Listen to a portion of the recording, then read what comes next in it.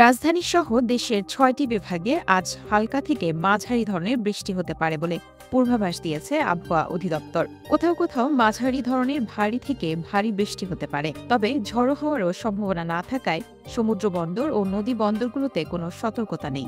সোমবার ১৪ জুলাই সকাল ৭টা থেকে দুপুর ১২টা পর্যন্ত ঢাকা ও পার্শ্ববর্তী এলাকার আবহাওয়ার পূর্বাভাসে এমন তথ্য জানানো হয়েছে। এতে বলা হয়েছে আকাশ আংশিক মেঘলা থেকে অস্থায়ীভাবে মেঘলা থাকতে পারে এবং হালকা বৃষ্টিরও সম্ভাবনা রয়েছে। এ সময় দক্ষিণ ও দক্ষিণ পূর্ব দিক থেকে ঘন্টায় ৮ থেকে ১২ কিলোমিটার বেগে বাতাস বইতে পারে। পূর্বাভাসে আরও জানানো হয়েছে আজ সকাল ৬টায় রাজধানীতে তাপমাত্রা ছিল ২৭ ডিগ্রি সেলসিয়াস, বাতাসে আর্দ্রতার পরিমাণ ছিল ৯২%।